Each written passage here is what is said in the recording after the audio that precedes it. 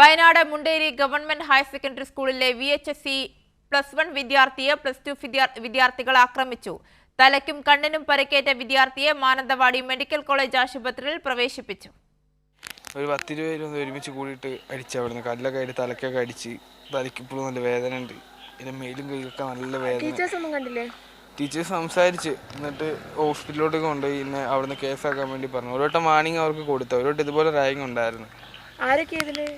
ഇത് മറ്റേ ഇവിടെ പള്ളിത്താഴുള്ള ചെക്കന്മാരൊക്കെ മുണ്ടേരി സ്കൂൾ പഠിക്കുന്ന. കണ്ടറിയോ? അവരൊരു 10 പേര്. ആ ബാച്ച് ഫുൾ ഉണ്ടായിരുന്നു. +2 സയൻസ് അല്ല കോമേഴ്സ് ബാച്ച്. പ്രശ്നം ഈ ഷർട്ടിന്റെ കോളർ ബട്ട് ഇടാൻ പാടില്ല, കൈ ഫുൾ കൈ ഇടാൻ പാടില്ല എന്നൊക്കെ പറഞ്ഞു തുടങ്ങി. വയനാട് മുണ്ടേരി VHSE +1 വിദ്യാർത്ഥിയെയാണ് +2 വിദ്യാർത്ഥികൾ ക്രൂരമായി മർദ്ദിച്ചത്. ഉച്ചഭക്ഷണം കഴിക്കുന്നതിനിടയിൽ കയറി വന്ന് +2 കോമേഴ്സ് ബാച്ച് വിദ്യാർത്ഥികൾ പ്രശ്നമുണ്ടാക്കിയതായി ആക്രമിക്കപ്പെട്ട വിദ്യാർത്ഥി പറയുന്നു. +1 വിദ്യാർത്ഥികളോട് ഷർട്ടിന്റെ കോളർ ബട്ടൺ ഇടരുത്, ഫുൾ കൈ ഷർട്ട് ധരിക്കരുത് തുടങ്ങിയ നിർദ്ദേശങ്ങൾ +2 വിദ്യാർത്ഥികൾ വെച്ചതായും ഇത് തെറ്റിക്കുന്നവരെ ദ്രോഹിക്കുന്നതായും റാഗിംഗ് ആണ് നടക്കുന്നതെന്നും രക്ഷിതാക്കൾ പറയുന്നു. പ്രശ്നം റാഗിംഗ് ആണ് പ്രശ്നം.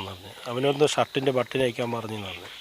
അപ്പം ഇവനെ ഉച്ചയ്ക്കാന്നു. പിന്നെ വൈകുന്നേരം സ്കൂൾ വിടുമ്പോൾ 10-30 പേര് നിന്ന് ഇവനെ തല്ലി. കല്ലുകൊണ്ടും പിന്നെ എന്തോ കയ്യിലെന്തൊക്കെ ഉണ്ടെന്നാണ്. കല്ലുകൊണ്ടൊക്കെ തല്ലിയാണ്. അവന് ഗായോസ്. ഞാൻ 4-5 മണിയായി. ടീച്ചേഴ്സ് വിളിച്ച്. തലയ്ക്കും കണ്ണിനും പരുക്കേറ്റ വിദ്യാർത്ഥിയെ കൽപ്പറ്റ താലൂക്ക് ആശുപത്രിയിലെ ചികിത്സയ്ക്ക് ശേഷം മാനന്തവാടി മെഡിക്കൽ കോളേജ് ആശുപത്രിയിൽ പ്രവേശിപ്പിച്ചു. PV Joshila, Kairali news, Wayanad.